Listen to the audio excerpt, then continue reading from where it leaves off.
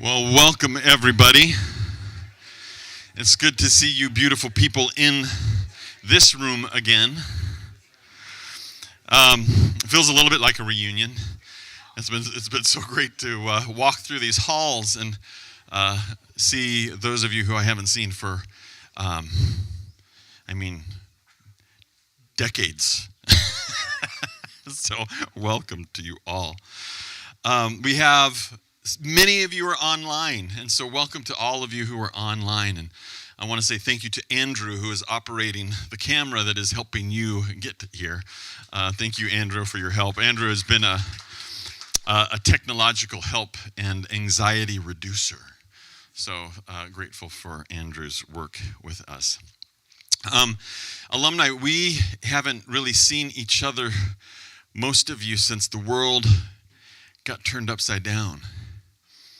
And I can't say it enough, but thank you for the work you do in this world, the work you have been doing in this world. And thank you for returning to celebrate this beautiful man. So bless you. Yeah, I'm grateful. I'm deeply grateful. Current students, for those of you who were here, I'm so grateful that you got a taste of Roy Barzness, who has had not only a pivotal role in our institution, but the lives of the individuals in this room. Grateful that you're here to both celebrate and to say goodbye. It's a good thing to be with you.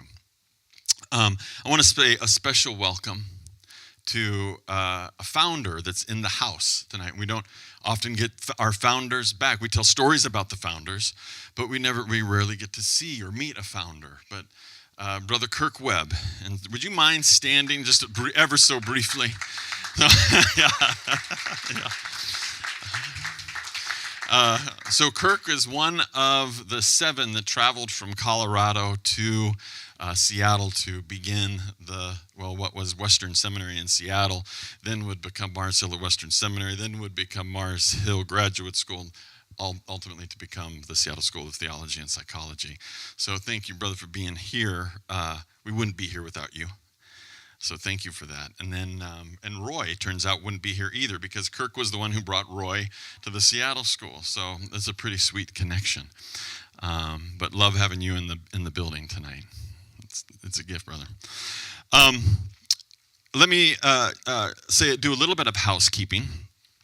We have an all genders restroom on this floor, and then a men and women's restroom on the floor below. And then tonight, we're going to be having a moderated conversation just to build a little bit of equity between those of you who are in the room and those of you who are online. And so here's how this is going to work. We're using something called Slido.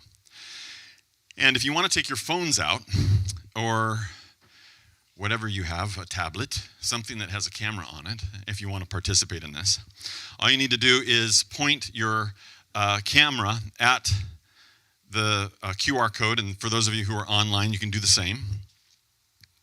And what's going to come up is the way you are going to enter questions or memories, okay? And then what we'll do is, if you would, probably most of you don't have an account for Slido.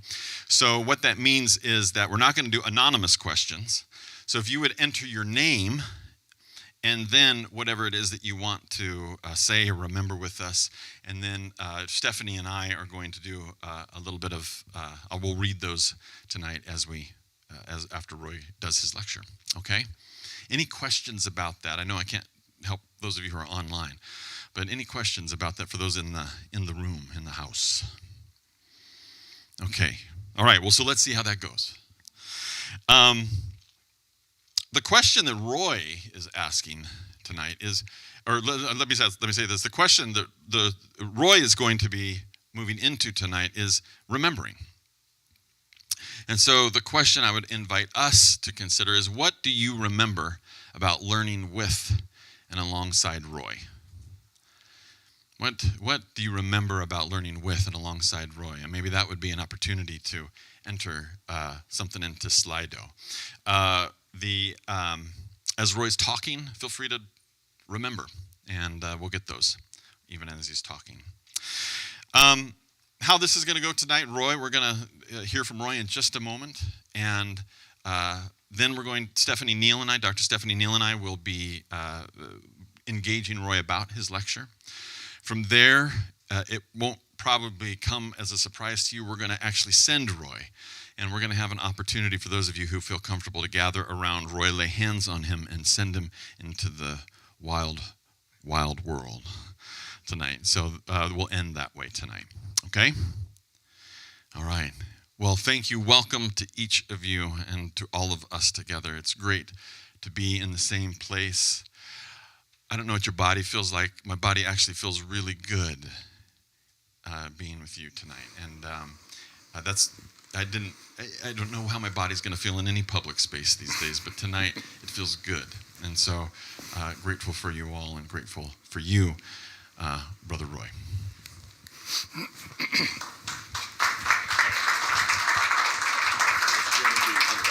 Oh, right. Hi there. My name is Jeremy Dew, and I graduated from the Seattle School in the Counseling Psychology program in 2010. Now, more recently, I've been involved with the relationally focused Psychodynamic therapy program founded by Dr. Roy Barzness. I first met Roy in my first semester as a student at what was then Mars Hill Grad School in 2007, where I took one of his introductory classes, Interpersonal Foundations. The class was an introduction to relational psychoanalysis by way of various traditions of theology and Martin Buber.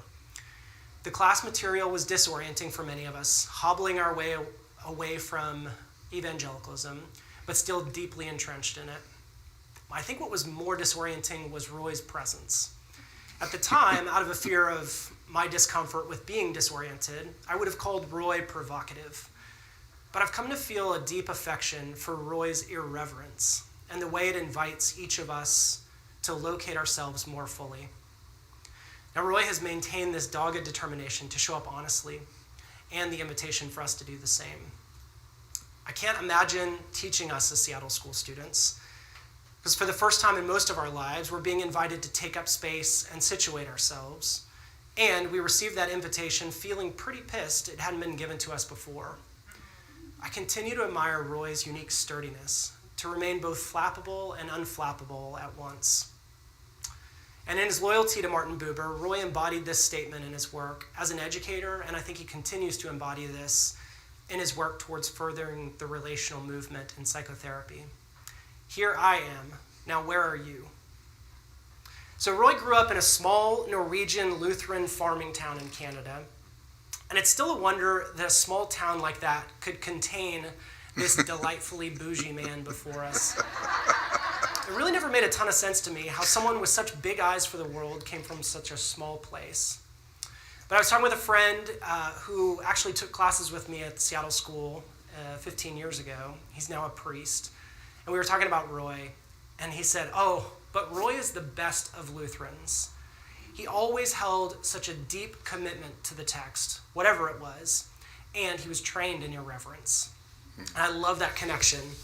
Roy is so deeply committed to his trade. Do you know that Roy doesn't drink coffee or tea with his patients? I love this. Because he doesn't want to give the illusion that this is a social visit, but rather that we're in a relational work together. He loves the traditional roots of his family, as well as psychoanalysis, and he loves to question the system. And it so often feels in service of a larger group of voices being invited to the table. And then there's Roy's upbringing on a farm, which speaks to how hard this man works. He will be in mid-conversation about an idea, and a student's question or comment will prompt him to make additional notes right in the moment, and then return with a fully completed paper that he's prepared the next week, working that idea out further. Dr. Roy Barzness is a clinical psychologist, has previously been the clinical director of the psychology doctoral program at Seattle Pacific University, and a clinical associate professor at the University of Washington School of Medicine, along with his tenure at the Seattle School as a professor in the counseling psychology program. He's taught at the Brookhaven Institute for Psychoanalysis and Christian Theology, as well as Fuller Seminary. Roy's been in practice for 30 plus years, and what remains remarkable to me about Roy, with his decades of experience in teaching and psychotherapy, is that he still seems to love it as much as he did when he first began. I think the only thing he loves more about his work than learning is the people that he learns from, which are primarily his clients and his students. In completing my third year of the RFPT program, I offered a poem to Roy to speak to the impact he's had on me as a peer and a mentor, and this is from Khalil Gibran. Then said a teacher, "Speak to us of teaching." And he said, "No man can reveal to you aught but that which has already lies half asleep in the dawning of your knowledge. The teacher who walks in the shadow of the temple among his followers gives not of his wisdom, but rather of his faith and his lovingness. If he is indeed wise, he does not bid you enter the house of his wisdom, but rather leads you to the threshold of your own mind." Mm-hmm. I feel immensely grateful for the work that Roy has done for me personally, in his unrelenting curiosity about our field, about human connection and authenticity. If you happen to be interested in spending more time with Roy beyond the Seattle School, or even giving to Roy's new endeavor with the Contemporary Psychodynamic Institute, please reach out to Roy directly regarding the evolution of the Relationally Focused Psychodynamic Therapy Certificate program and our work there. So without further ado, I introduce to you Dr. Roy Barzness.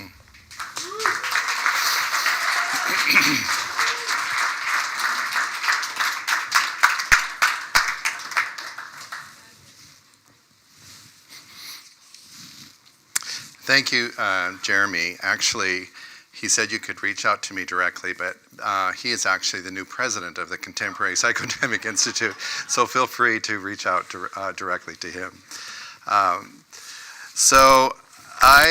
What a puzzle it is to try to put together 19 years of teaching and learning into, probably 25 minutes.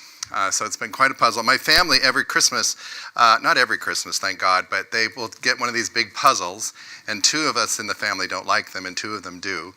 But I felt like I was doing this massive jigsaw puzzle to try and figure out what to say and do this evening. But I will just move right along and begin with my gratitudes for even being here this evening. And first, the pandemic sucks, I'm just saying.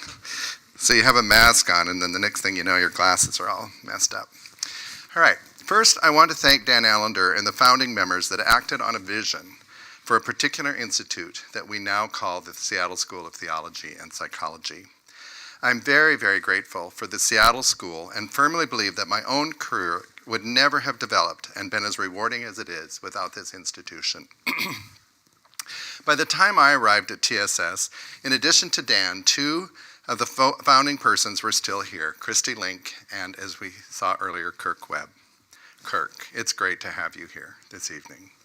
I met Kirk when he was completing his doctoral studies at the Seattle Pacific University, where I was a professor at that time.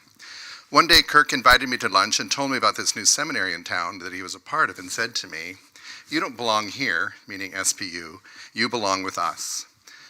Though it took 3 years to make the transition, he was absolutely correct.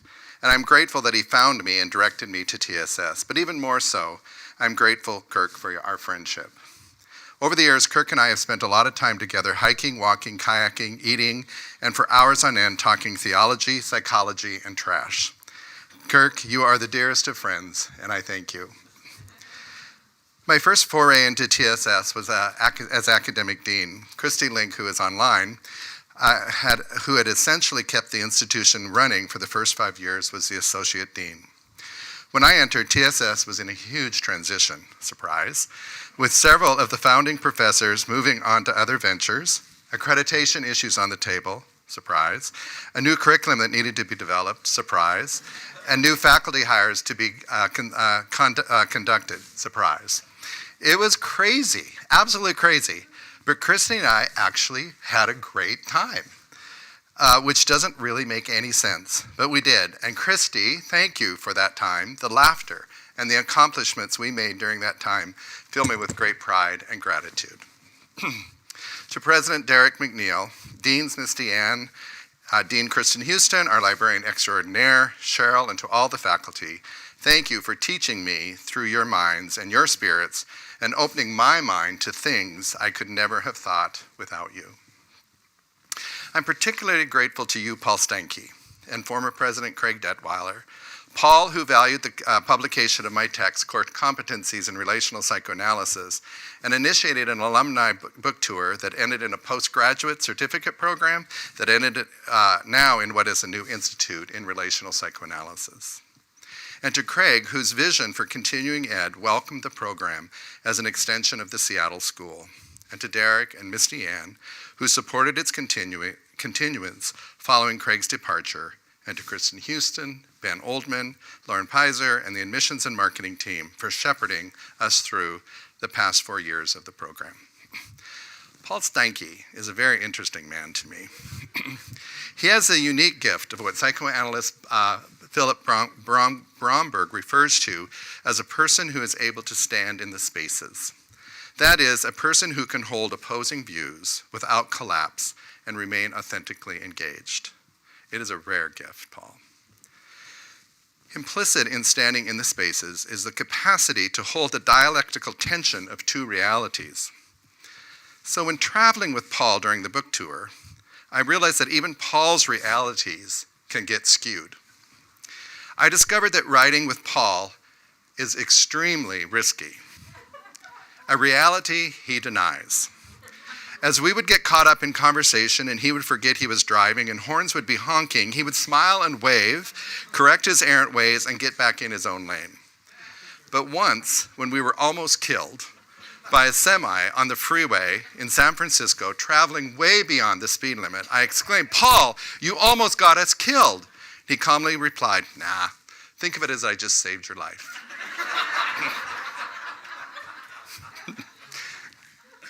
Paul, you've been a gift to me and to so many. Thank you. And thank you for your efforts towards making this evening happen. And thanks to Stephanie, a very dear colleague and friend who is assisting in our discussion this evening. And to my family, my wife Marie, my sons Jonathan, Jordan, my new daughter-in-law Nayeli, and dear friends who challenge me in so many ways to practice what I preach. Stick with me in spite of me, believe in me, and celebrate me. I am very, very fortunate. Thank you. And to you, students and alum, the real reason we are here this evening is because of you. I wanted to say goodbye, and the people who have taught me everything I know, that you have been my inspiration for my research, my writing, and my teaching. It is you that has taught me as I have taught you. Thank you. The title of my talk this evening is Remembering. And so what I want to begin with is perhaps you will remember that when we were speaking, I'm laughing, I have my pen. I can never go anywhere without this pen. And I will write something down, I'm sure, and you're right, I'll have another paper tomorrow.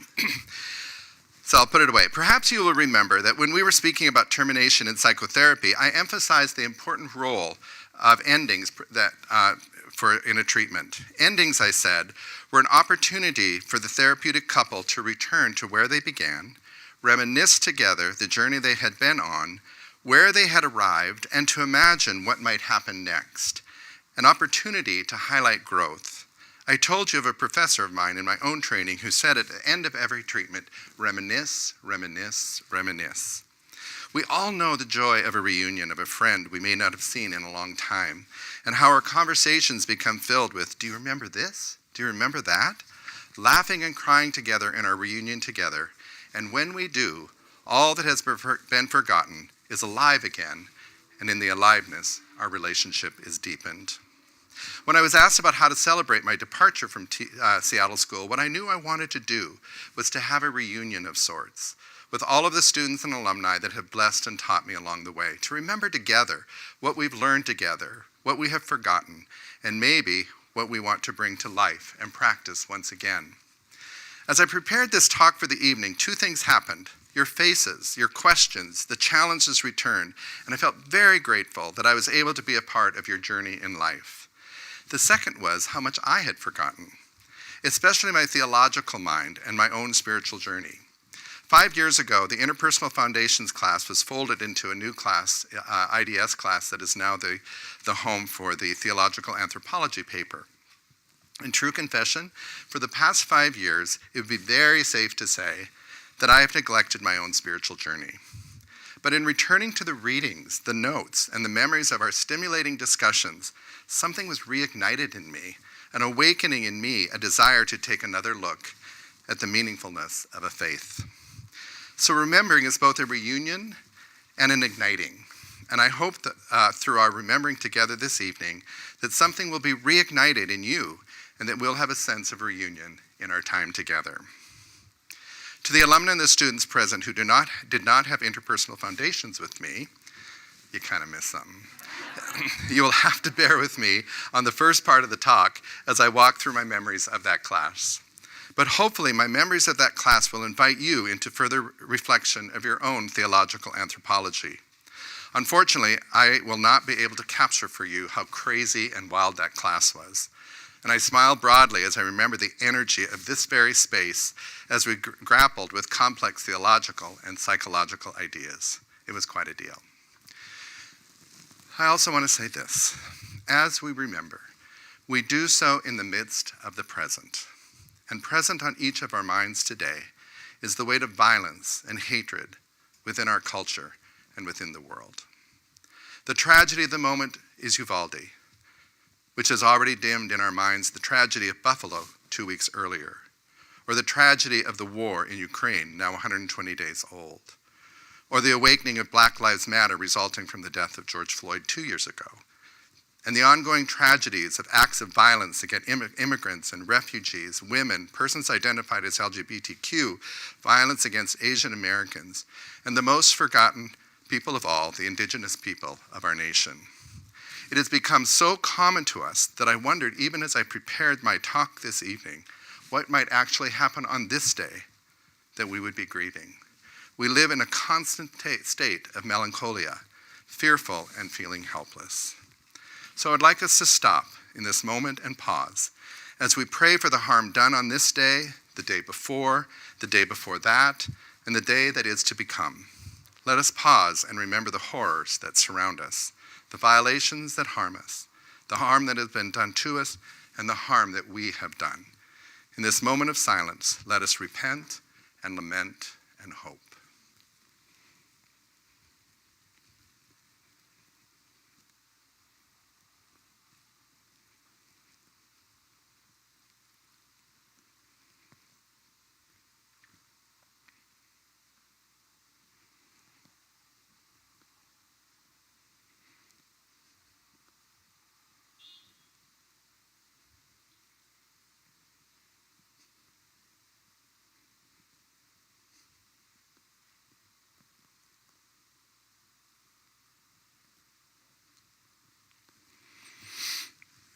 In psychoanalytic theory, we talk about the third.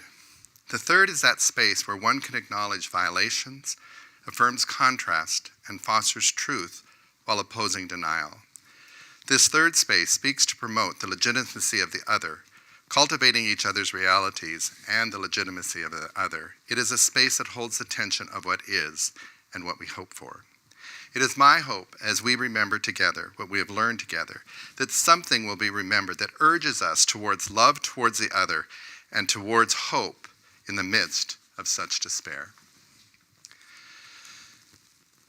So, let's get to it. Get it over with, right? All right. So, I don't know whatever possessed me. I don't know, maybe God, I don't know. But as I look out that room, I don't know why I always began interpersonal foundations without introducing myself or without introducing the syllabus or anything, but just simply walking in and going, who is God, who is Christ, and who the hell are you? And I think probably everybody in their little work groups eventually said, and who the hell is he anyway? But that's where we will begin tonight. I'm going to say 6 things tonight. I'm going to try to keep it down to that. And the first is, who is God? What is the fundamental nature of God? Who is Christ, the purpose of the incarnation? And who the hell are you? Or less crassly put, what is your view of personhood in light of the Christian story? And then we'll talk about 3 things relational psychoanalytic thought, personhood from a psychoanalytic perspective, the therapist's self as the primary technique in psychotherapy, and 7 core competencies of relational psychoanalysis, which happens to be a book that you can buy on. All right. Many of us were first exposed, as Jeremy said, to an absolutist ethnocentric theology that taught us a theology of original sin, God as judge, a God who identified only with the believer, Jesus' death as a sacrifice for our sin, hell for non-believers, the view of church as a sanctuary for the saved, and we tolerated the stranger only as a potential candidate for conversion, permissible as long as we could sustain the assumption that one day he or she would become one of us, like us, and in no significant way be a stranger anymore. I always loved the church, but early on, even as a child, I had already begun to wonder about this so-called loving God that was so angry and harsh. What was particularly confusing to me was if God was the source of all creation and all loving, why God would damn 70% of its people if they didn't obey God or come to an understanding of the mystery of the unknowable God. And also, though it felt good to belong to the church, it also felt bad to treat the other as an other until they could see it my way. So early on, the understanding of God of my youth was cracking. Something wasn't aligned. Many of you could relate. And together, as I remember it, you allowed for me, actually the class was required, to present to you my understanding of God as an impetus for you to reflect and discover your own. Why? Because anyone in the helping professions should take a moment and consider how their view of personhood influences their practices and literally their life. We should explore and never stop exploring how our own particular narratives, our traditions, beliefs impact how we approach the world. So off we went. We began to take a look at other possible beliefs, and particularly through the lens of African American, Latin American liberation theology, feminist theologies, and we took a look at the Pelagius-Augustinian debate through the lens of Celtic spirituality, where a view of God was that of liberator, one who identified with the oppressed, lived among us, incarnate, and whose presence is made known through not through conversion, but through participation, as a covenantal partner, bringing the will of God present on this earth.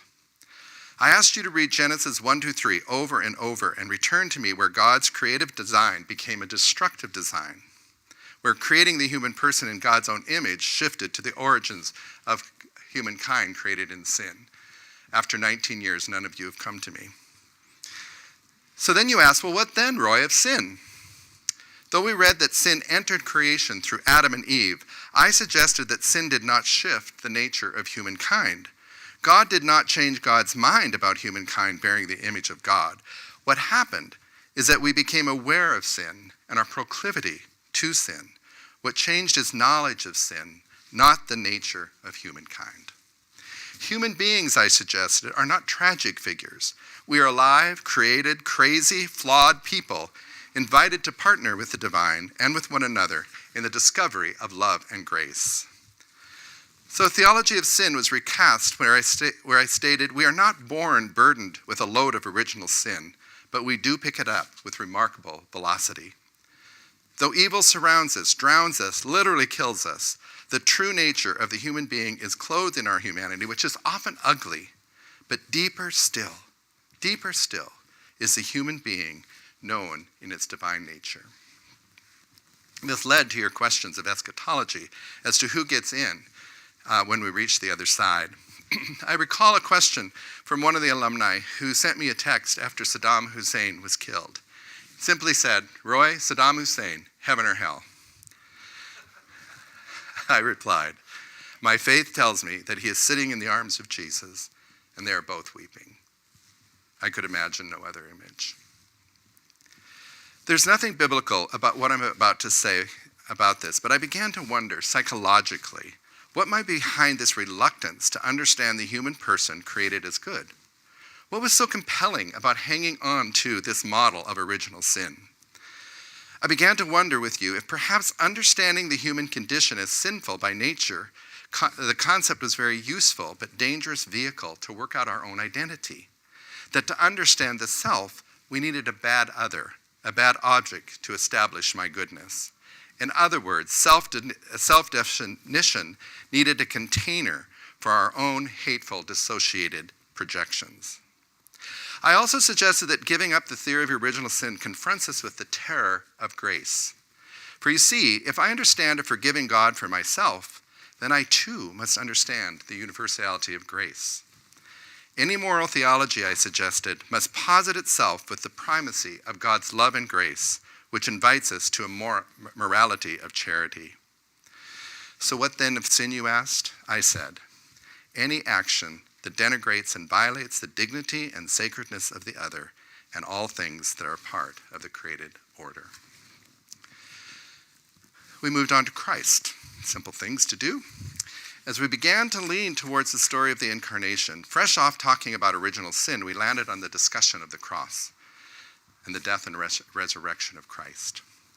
This got a bit hairy as we worked through the violence of the cross, where I asked, did God sacrifice himself? Did God sacrifice God's own son? Violence is certainly present in the cross, but I asked, whose violence? Was it God or is it ours? I asked, could it be that the message of the cross was humankind's response to love? That Christ's invitation to love one another was such an impossible challenge. It was so preposterous that we wanted to get rid of it because we didn't want to do it. Did Christ die for our sins as sacrifice, or did the murder of Christ reveal to us how evil we can be? I felt this important because this changes the idea of Jesus as a victim of God's violence to an identifier with the victims of violence. Theologian and biblical scholar Walter Wink states, God is revealed not as a demanding sacrifice, but as taking the part of the sacrifice. The cross then is both a revealer of violence, but it is also marked with the failure of violence. For in the end, we know something. Love wins, and love rises. So then who the hell are you? And me. I'll just bullet point it, okay? I say we are creatures of the divine, created in God's image, invited to be covenantal partners in the ongoing creation of the world. We are not born burdened with a load of original sin, but as I said, we pick it up with remarkable velocity. That the life of Christ, Emmanuel, God with us, lived in solidarity with us, reminding us of our original nature, confronting our propensity to forget our original worth, and in our forgetting demonstrated to us the violence we are capable of, and that healing is only made possible when we remember and live in our moments of genuine compassion towards the other.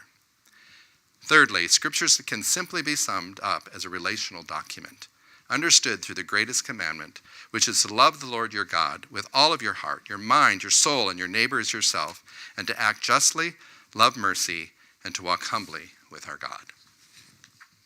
The end of Unit 1. So, we'll move on to Unit 2.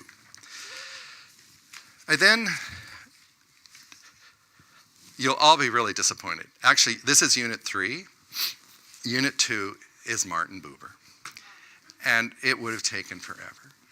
Just because you know my love of Martin Buber. But you'll also see that he's sprinkled everywhere. He just can't get rid of the guy. But in establishing a psychological model for treatment, given one's view of my Christian narrative, one of the things that happened to me when I was in seminary was, if this is my view of humankind, and this is what I'm called to be in the world, then what will be my psychological model? And that was the purpose of that whole class. Like if I believed that as a Christian person, that God was made present in the midst of our genuine meeting with another human being, then I couldn't be a behaviorist. It would be impossible. Because what it was calling forth in me is I had to be a participant. I had to be called into the incarnate one. So what model then, what model would most align with me as a clinical psychologist? And psychoanalysis was the most imperfect, closest thing I could come up with. So, a statement of personhood from a psychological perspective, I say this. We are imagined in relationship, conceived in relationship, born into relationship, formed through relationship, harmed in relationship, and transformed in relationship. The self is a dynamic and fluid, experiencing multiple self states, multiple affective states, not a one self, true self, or false self, but an alive organism ever evolving within a relational context. In relational psychoanalysis, this is what we refer to as multiple self theory.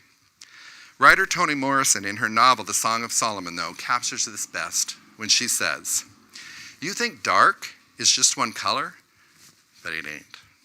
There are 5 or 6 kinds of black. Some silky, some woolly, some just empty. Some like fingers, and it don't stay still. It moves and changes from one kind of black to another. Saying something is pitch black is like saying something is green. What kind of green? Green like my bottles? Green like a grasshopper? Green like a cucumber, lettuce? Or green like the sky is just before it breaks loose to storm? Well, night black is the same way. May as well be a rainbow."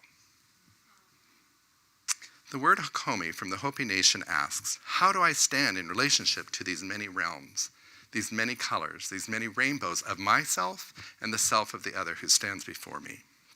And it is this question that every therapist must answer before becoming a clinician.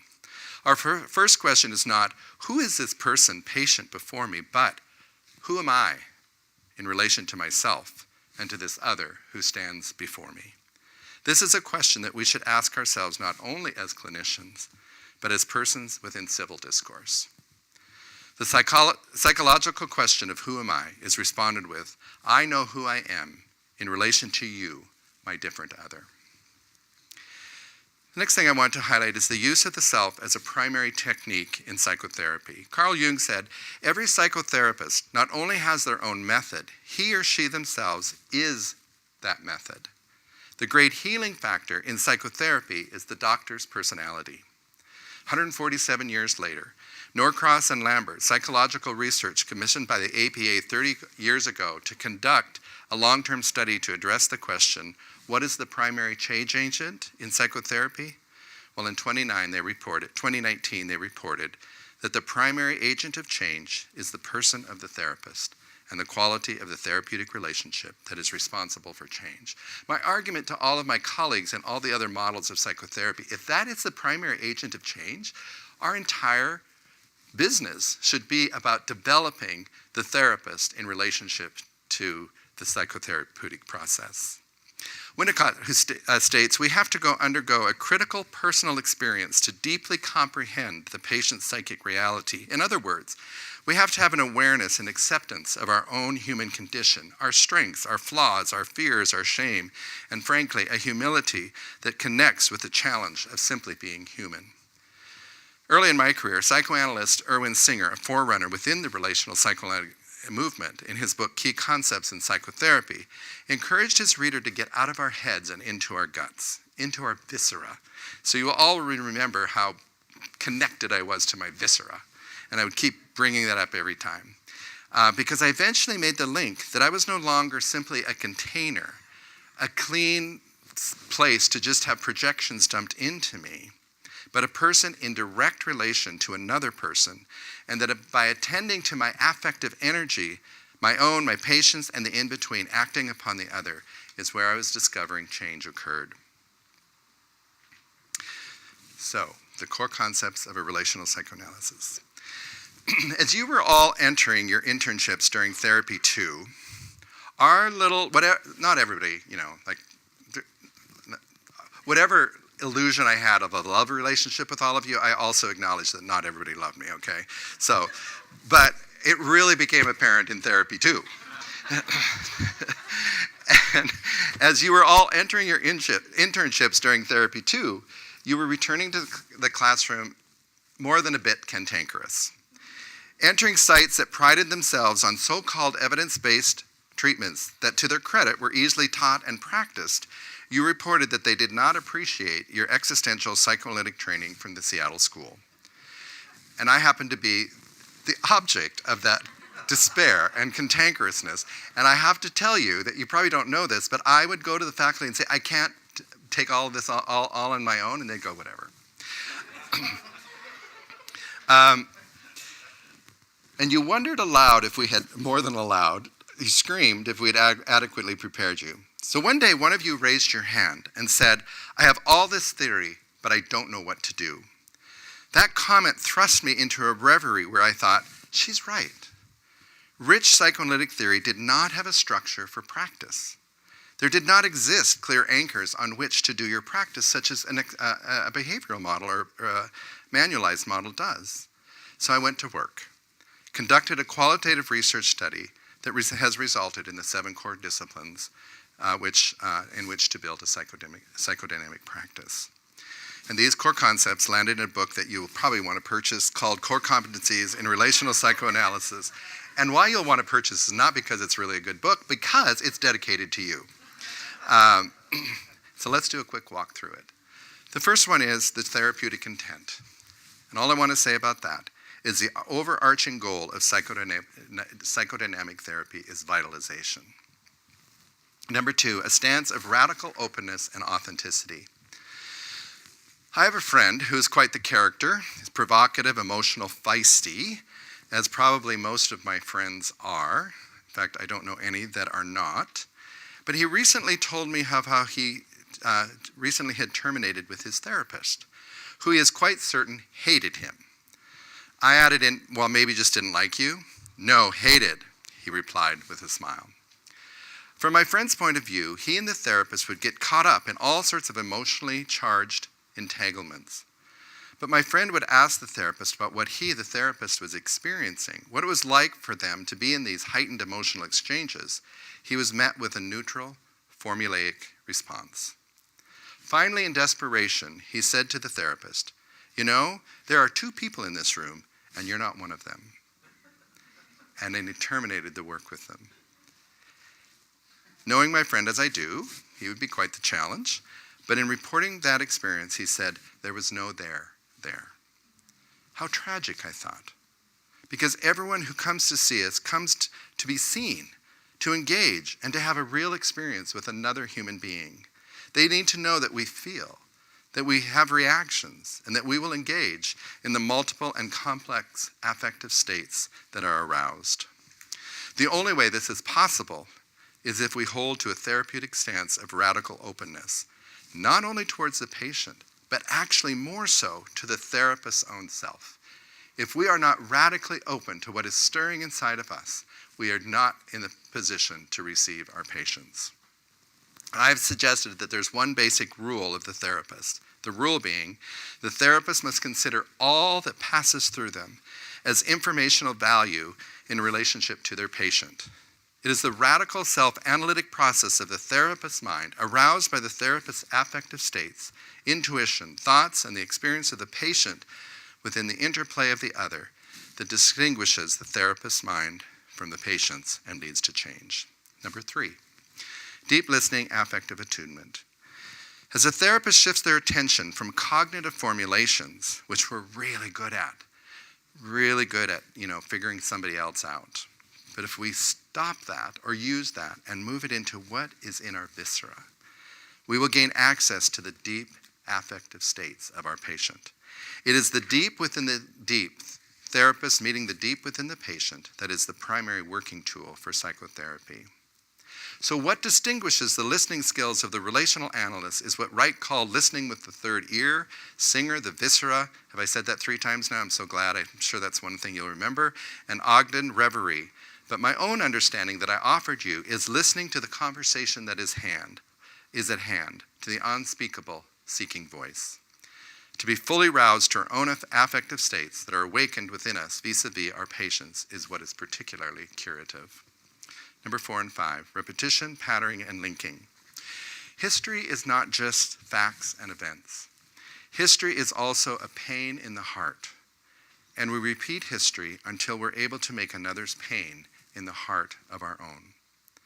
My 4th patient could not get my attention as I hid behind my fear of her sexualized advances, given the sexualized trauma of her past.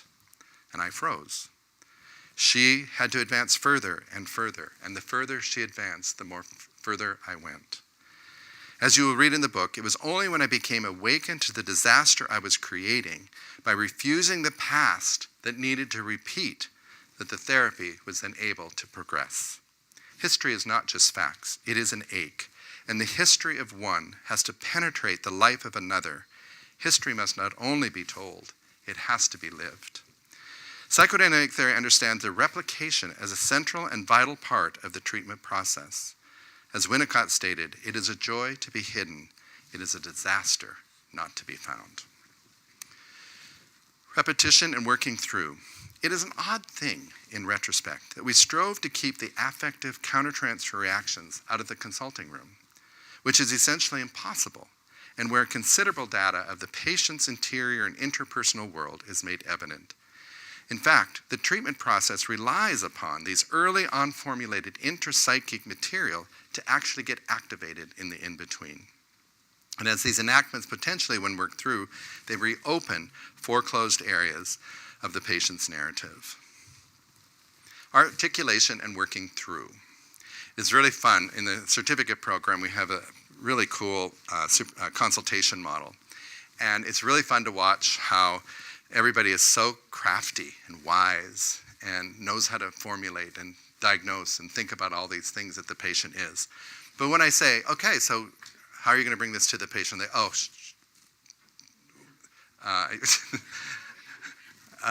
oh, never mind, or something like that. It's what they would say. Because what I learned early on in supervising, and also in myself, but in supervision, is supervisees would come to see me, and they would tell me all about the patient and all the things about the patient. And I said, okay, so tell me what you're feeling when you're sitting with this patient. Oh my God, it was a whole new story. There was all this feeling and experience that was bubbling in, but keeping completely out of the therapeutic space.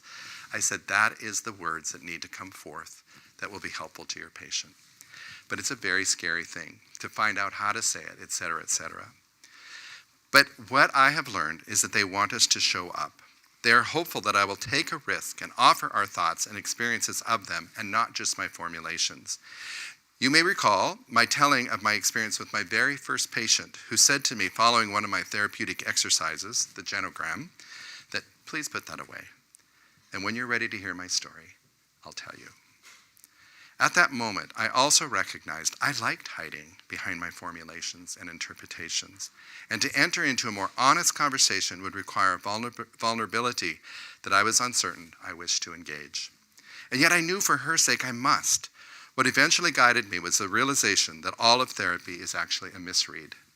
Yes, we are capable through our education and through our gifts, what have you, of reading other people's minds and emotions by attending to our bodies, what we're feeling in their presence, by attending to facial expressions, body movements, inflections, and tone of voice. But it is an imperfect read. Though we might be quite good at reading the other, our reads always need verifying. It is in this working through of our misreads where most psychotherapy takes place. In general, most therapies are therapies of empathy.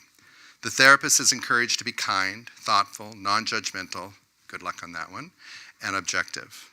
But soon we begin to grasp that we are being pulled into the patient's story, petitioned not only to show up as a kind, thoughtful hearer, but as a participant. At this juncture, things get messy. Swept away from the safety of our well-honed clinical skills, we become, as Buber states, terrified, because we begin to suspect something entirely other is demanded of us, that is, to the self of the doctor. Our solution to this terror is often to withdraw or to dose the patient with pseudo-empathy, doing what we can to keep the therapy calm, avoid conflict, and keep ourselves in the background of the patient's unfolding story. I believe the integration of psychoanalysis and incarnational theological stance is powerfully told in a parable by G.K. Chesterton. A man who was entirely careless of spiritual affairs died and went to hell, and he was much missed on earth by his old friends. His business agent went down to the gates of hell to see if there was any chance of bringing him back. But though he pleaded for the gates to be open, the iron bars never yielded. His priest went and argued he was not really a bad fellow. Given time, he would have matured. Let him out, please. The gate remained stubbornly shut against all their voices. Finally, his mother came. She did not beg for his release. Quietly, and with a strange catch in her voice, she said to Satan, "Let me in." Immediately the great doors swung open upon their hinges, for love goes down through the gates of hell and there redeems the dead. It seems that in our work there's a willingness to go down into the depths of the hell of our patients and tarry with rather than observe from beyond, and that we become most well at our points of surrender, in those deconstructed moments when we fall upon our knees and cry holy, not in an illusory haze, but in wonder, in awe, and in hope of the mystery of our very being. So psychoanalysis is no longer just about insight, but is a practice that dives deeply into the clinical counter. Christianity and psychoanalysis appear to meet at the busy intersection of love, the shared instrument that transforms and assists our patients towards making meaning out of human suffering. I have to tell you, and it even happened in preparing this, that this idea of love just doesn't make it easy into my talks or my writings. It's fascinating to me. And yet, it is a core competency. Of all of the 7 competencies, the core competency was that of love. And it actually has a chapter on love, and I'll tell you how it got there. But why I did is not only did it show up as a key variable in my study on relational psychoanalysis, but once again, one of you reminded me and told me it needed to be there. What I stated while I was vetting this, my findings to my class, what I stated was that though love appeared to be a key variable to the 7 competencies, I discovered that some analysts were uncomfortable with the word love, and that I myself, wanting my research to appear robust, was anxious about including such a squishy finding as love as a core category. But there was a student who had been in the therapy class for 2 semesters and who had said little to nothing the entire time. I sensed his engagement, but was often curious about his silence. Now, at the end of the semester, having said our goodbyes, he approached me and with intensity said, "Don't ever shy away from love. You have brought it, you have lived it, I have bought it, and I believe it, and now as a new practitioner, I have seen it. Don't ever give up on love." It should be made clear that we don't decide to love a patient, and in fact, if love is in the air, we know that negative affective states are not far behind. However, isn't the very tangle of the therapeutic relationship where we experience the intensity of the full range of emotions, including love and hate, not love? So what have I told you this evening? 1, I have said, the self is complex. It's mysterious, fluid, experiencing multiple affective states. Not just one thing, but an alive organism, stable and yet ever-changing, created and ever-creating, and part of the grand design of the divine creator. And I hope, if nothing else comes from this evening together tonight, that you go out knowing that you are a part of the creation and that you will be the creative person that you were called to be. And that we are persons who yearn for contact, connection, and we are made well through human connectedness. We are defined in and through the other as we stand before the other to know and to be known. And that when we stand in curiosity and awe before the other, herein we get a glimpse of God. As I was drawing to a close on this paper, it dawned on me that these early influences that tilted me towards incarnational theology and psychoanalytic psychology had actually been seeded within me much earlier in my life, in the simple acts of a living theology in the daily routines of my parents' home. It was in these first lessons that I learned of embodiment and living the incarnate life through the hospitality and warmth of my parents' home, a place people wanted to gather because they had a sense of safety and of love and where they could be engaged. A hermeneutics of suspicion from my father, who took his religion with a grain of salt and a wink of an eye, silently encouraged me to take caution to all that was being preached. He had an eye for hypocrisy, which has taught me to hold my views solidly, but carefully, willingly surrendering to the more. I learned that Holy Communion as a religious activity was also a lived incarnational activity, and that the eating of the bread and the drinking of the wine in my own home was a holy event, open to all, and that ruptures and repairs involved repentance, forgiveness, and return. I learned about the eschaton not as something that we must wait for, but as something that is here in our very midst, in our lived encounters with the other. My mother lived her life in the now, her actions not dependent upon the next. She also died this way. She was a courageous woman who chose to have no further medical interventions and to let go. During those last 4 weeks of her life, lying in her hospice bed, she was full of gratitude, speaking not a word about the next, living in the now, simply doing what she knew best, living heaven here on earth, and finally signing off with an "I love you." As her breath left us on that day, I felt her breath enter my own, and the words of her life calling me to go and do likewise. So perhaps I learned something of pneumatology as well, and the interconnectedness of life that gives us the breath for us to go on to live incarnationally in the now. And perhaps it was because of this that I could easily adopt as a spiritual guide the 13th century theologian and mystic Meister Eckhart. I often pray as Eckhart has taught me to pray, which is to ask God to rid me of God, so that more of God can be revealed. In this prayer, I am often left on precipices, in unknowings, confronting the ineffable. But somehow at that precipice, I also experience a grounding to something beyond myself. This is also an important aspect of psychoanalytic treatment, and that the ideal of being fixed and rid of one's neuroses and to be completely analyzed is a great myth, and that well-being is the capacity to hold mystery of life imaginatively, fully alive, wholly alive. The pen is not yet dry on writing down all my thoughts and memories of you and all that took place in this classroom. In our efforts towards integration of understanding the self incarnationally and psychoanalytically, I know it will never be so. And in the spirit of what I've been saying, I trust that it will never be so. For to be fully analyzed, to fully know, would be the worst experience of living.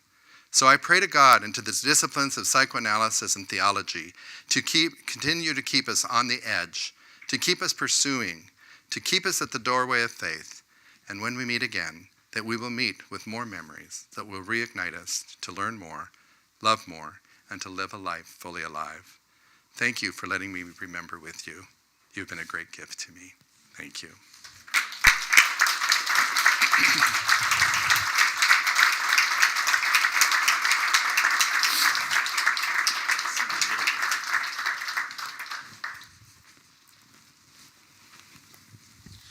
We're going to have Stephanie are going to have Roy sit between us here. Here's some things, Roy. Thank you. Yeah, thank you. Much closer. It is so much closer. Here's some of the things that were said as you were speaking. Jasmine says, I remember being in Scotland with Roy on our trip to Iona. That trip was full of so much joy and so much inspiration. Thank you, Roy. Mm-hmm. Justin says, remembering, what does he remember with you? Incarnation. Who is God? Who is Jesus? And who the hell are you? This is before you actually said it. I and thou, and then transference, countertransference.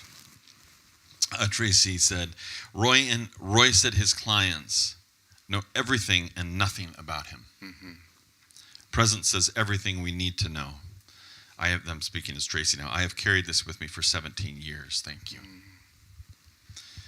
Kay says, how to be truly present to the other. Roy introduced me to mysticism. Nicole says, Roy introduced me to mysticism, which struck a deep resonance and invited me, my return to faith. Thank you. Roy, and she goes on to say, Roy taught me to be a human therapist, present, alive, vulnerable. As a supervisor now, his mentorship is ever present. Your impact has many ripples. Lovely. Thank you. Thank you all. I put the QR code back up. If you're online, you can take a look at the link or scan the QR code if you can scan it. I don't know if that's possible. But okay. Andrew says, yeah, it's possible. So I'm like, okay, that's cool. So, Roy, one of the questions I have, well, Stephanie, you want to ask your question? So I know Boober's your guy. Yeah. Yours too. Well, yeah, but Christy, yes, our friend Christy, introduced me to Emmanuel Levinas Yeah. way back when we first began teaching ethics together. And so I'm teaching ethics now, and I keep coming around to this idea of ethics begins in the face of the other, but also your way of existing conveys your final answer. And that's been kind of ringing in my head as I've listened to tonight and experienced your presence with us in its fullness and provocativeness and lovingness, its kindness as well. Thank you. Yeah. So thank you for bringing and trying to encapsulate 19 years worth of teaching and learning into, an hour or so. Right. And in that, I see your way of existing conveying your final answer. Very lovely, Stephanie. Thank you. Not really a question. Yeah, I appreciate that. That's right. A couple more. Nicole says, the words of being permeable, thick enough skin to know that you are separate from the other, but permeable, the painful news and goodness of it. Jennifer Joy says, I'm a better therapist and better human because of Roy's mentorship and embodied passion for this work. Becca says, I am so jealous of those who are able to be in person with you and yet so very grateful for your influence. Your compassion and kindness in the midst of COVID was so needed. Thank you for helping us feel better prepared for the work we are doing. Marlena says, I'm grateful for your this is, by the way, just to say, it's lovely to see some of you here who were like from a long time ago. And so Brother Paul back here is from my class when I came to the Seattle School in 2001. So it's good to have Paul here as well. Did you know that Paul is in my class now? I know, right? He never graduated. I know. He's talking about this Paul. This Paul Stanke. Yeah. Yeah, that's right. I'm in class. I'm in Roy's class right now. One of his first classes and his very last class. Yeah. Marlena says, I am grateful for your playful provocation and profound ignition. I like that, ignition. And now reignition of my clinical mind. I'm guessing your book is available on Amazon.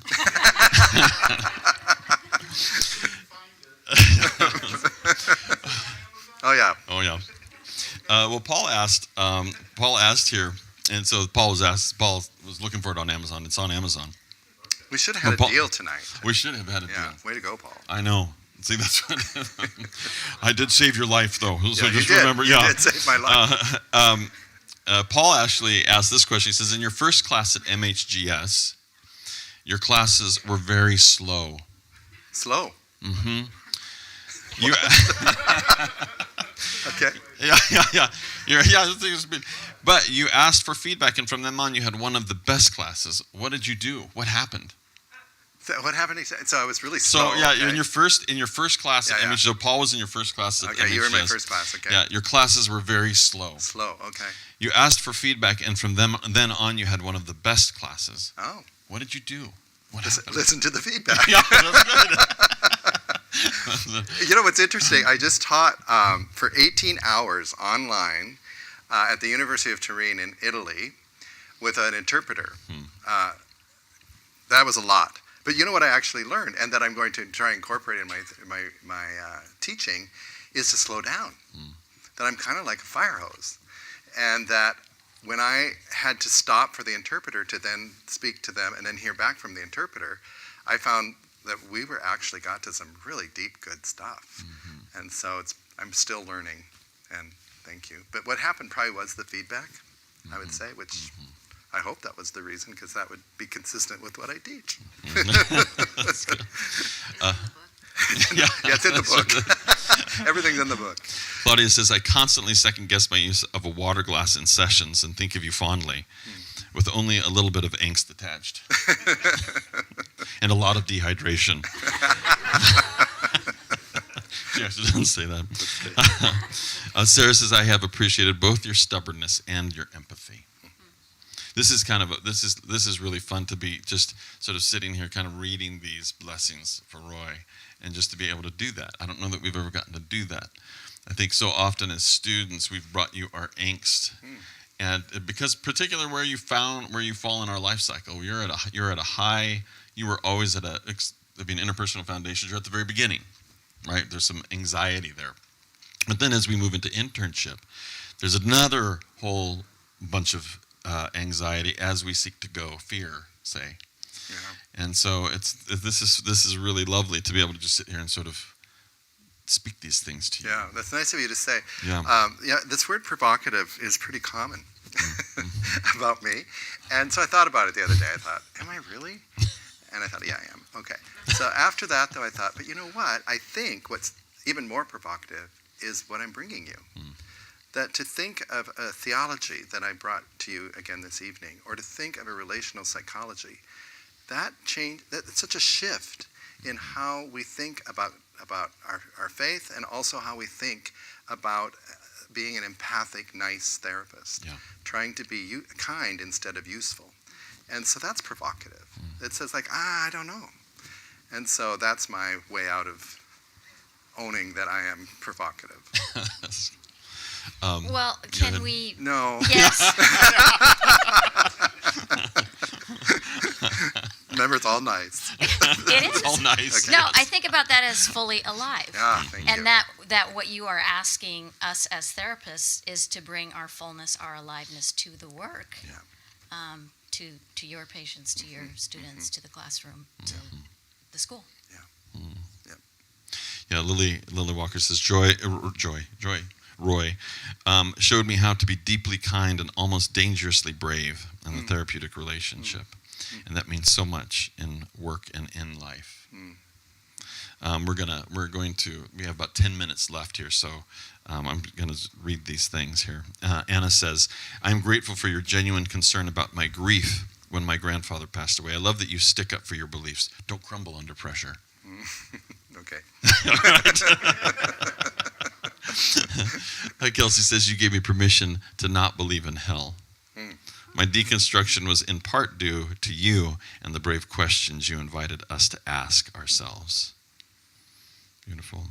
Rebecca says, we were one of those cantankerous intern classes. Yeah, for sure. I finally had the courage to ask, what are we supposed to be doing? And I learned so much that year. That's good. There was silence for over an hour in our first practicum. There was? I mean, these were the days when Roy was leading practice. Those were the days. They're still the days. They're still the days. If I'm not in practicum anymore, I I'm know, not fired. I know, that's right. Let's be clear. I was going to say, when there's over an hour of silence in your classroom, that's probably when you screw up. Stop doing practicum, probably, maybe, huh? I don't know. Wow, I don't remember that.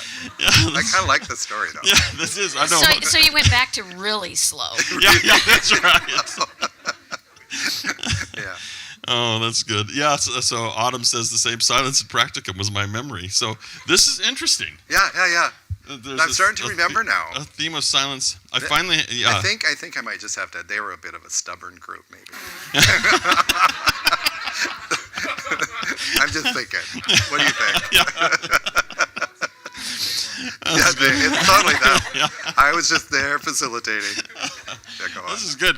Boy, this is fun. Is it? Yeah. I can do this for a little bit longer. Let me transition here. Yes. Just so we have time and we can sort of honor our time boundary here.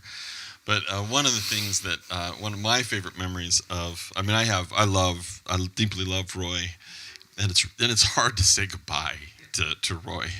It's hard to let him go from what the Seattle School is going to be. He'll always be a part of what we are and what we're going to be, but it's part of him co-creating that future. Oh, goodness sakes. And we've had in one of the some of the tour was just an absolute gas, and we had so much fun just Did walking. the school pay for that? And I know. Oh wow!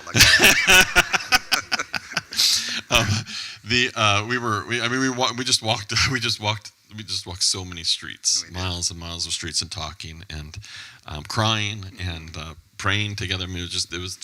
Oh, can I tell you a story about Paul? Oh yeah. So here's Paul. Paul has a whole thing about, what do you have it? It's I don't know. about evil Oh, evil abuse and spiritual warfare, or that spiritual, stuff. yeah, all that stuff. And so we're in San Francisco. San Francisco was quite a time. Francisco was I quite almost a time. died, and almost died a second time. We're walking down the street, and I had this, almost this kind of odd feeling all of a sudden that I was in danger, or that we were in danger. And then it passed. So then Paul gives me this whole sermon on spiritual stuff, right? And I go, well, I don't know, maybe. I come home, I get home, and nobody's at home, and I'm in bed. And I'm trying to go to sleep, and all of a sudden I hear, shh, shh. Oh my God, what's going on? And another shh, and I go, oh my God, Paul's right. There's something lurking in this house. And so I wrote him this really long thing saying, Paul, I think you're right. And I said, I just had this experience, and it scared the bejesus out of me. And there was some presence here. And I went on and on about all this. And I said, but then I got up and I saw that the blanket on the bed was just slowly falling off. Needless to say, our conversation haven't advanced much since then. One of the things that I think my very first class with Roy, I think was the second year so it wasn't it was after your class, Paul. And I remember he came in and there's sort of he was a new professor on campus, at which at that time we had very few professors, and so people were talking a lot about him. How's Roy? It's really good. So we went into the class that day, and Roy gave a whole lecture. And I thought, okay, this is good. This is gonna be fun. This is gonna be. And the next class period, he shows up and the title, and he says, "I have a new lecture for you today." He says, "Why last week's lecture sucked." And I want to say that just tell that story a little bit as preamble to the gift that we have for you, which is the reason why it sucked is because Roy would go on to say in his lecture that he hid behind his lecture, and that's something that you have rarely done. Is hide behind a lecture, and as you come to the classroom, you've always been very sort of open. Thank you. Of yourself, and have modeled something or sought to model something of I and thou. And so when it came time to give a gift to Roy, we sought stories from alumni and students and staff, and Jocelyn Skillman took these stories, and we got a book called I and Thou Who's for it by? Roy. Yeah, who's it by? Some guy. And so Martin Buber's I and Thou. We got a copy of Martin Buber's I and Thou, but we retitled it We and Thou. Nice. For you. Yeah. You're the thou, I think. Oh, wow. Yes. I'll take that. Yeah. But it's filled with our stories and our words for you. Nice. So something. And I have a gift for you. Yes. So may I give it to you? Please. Oh, this is lovely, folks. This is, oh, wow. And this is Jocelyn. Jocelyn, are you? Yeah, so Jocelyn Skillman's in the house. Oh, nice. So yeah, she created that. Lovely. It is I and Thou with inserts of stories from you. Oh, what is this? This is, I don't know. This is also part of the gift, but you have to, yes, I think it's for your ears. Okay. Nice. Okay. And I have a gift for you. Yeah, that's for Jocelyn's son. Thank you, Luke.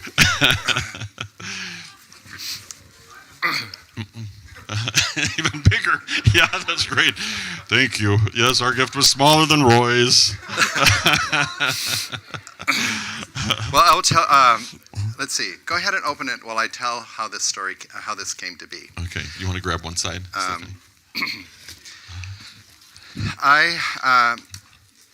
I'll also read this, I guess. Yeah, okay. I have a new daughter-in-law, and who's from Guadalajara, Mexico, and I'm delighting and love everything about her. And we had the privilege of going down and having a celebration in February in Mexico.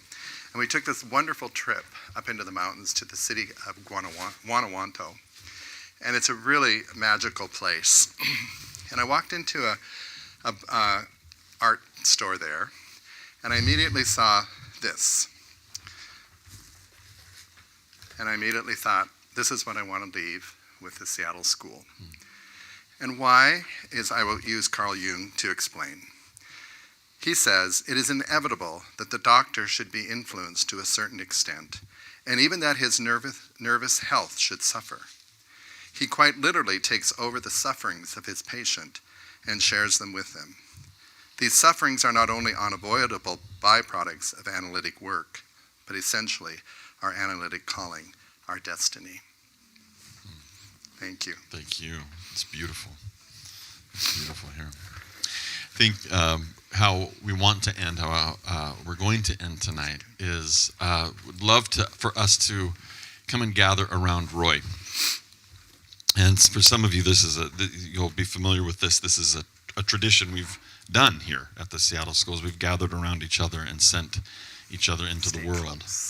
And so I'm going to have Roy kind of, and we all have COVID anxiety in a different kind of way and hold it in our bodies in a particular kind of way. But I just invite you to come and if you would like to gather around and lay your hands on Roy. This is the season of Pentecost.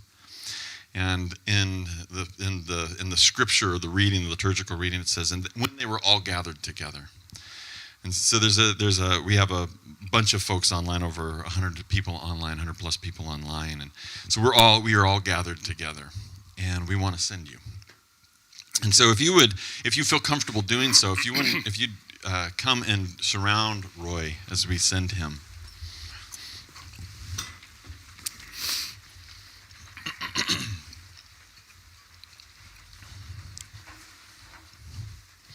And for those of you online, I know that you can't really gather around, but maybe you can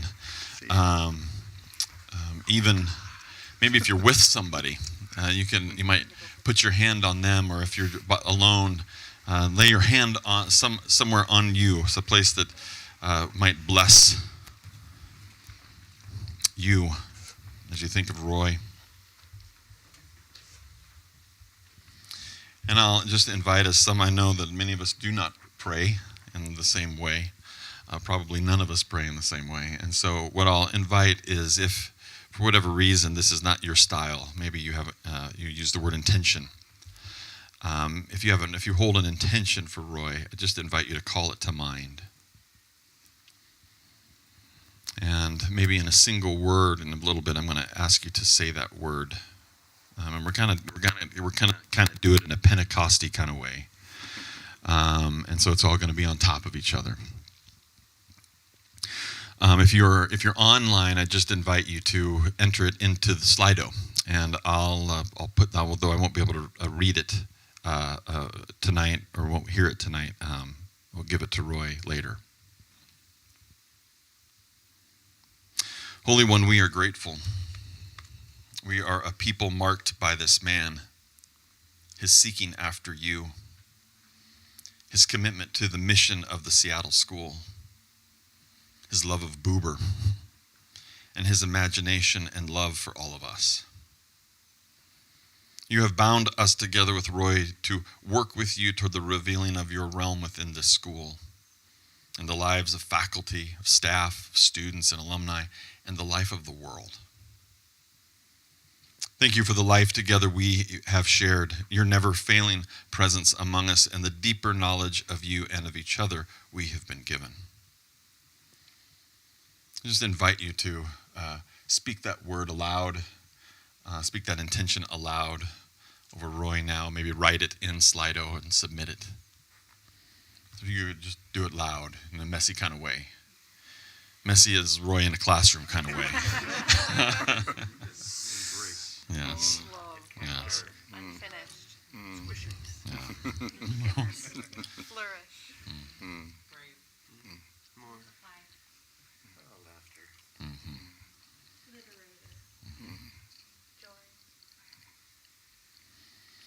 Now it is with hearts full of gratitude that we release Roy from his role here as Professor of Counseling Psychology, a role that has so transcended his title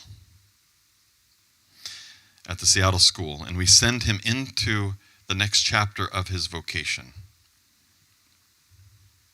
As he goes from this place, we ask you to draw near to Roy and draw Roy ever nearer to you, that you may rid Roy of God so that he might find you. Protect, restore, and strengthen Roy as he serves the communities in Seattle, around the nation, and around the globe. As a father to his boys, a lover and partner to Marie, as they participate with you in the unfolding of your realm in the midst of their lives and the world. All this I ask in the name of Jesus. For all beauty and blessing flows from you and is our playground. May Roy play this day. Amen. Amen. Thank you. Thank you, everybody. Thank you. Thank you, everybody online. We're going to end tonight. We'll play a little bit of, if you are at home and don't want to quite leave Roy yet, we're going to play here Jan Garabek's Hilliard Ensemble. Otherwise, we're heading home. So right. Blessings to all of you Thank who you all. So tuned good in. to have you here. Thank you. Take care.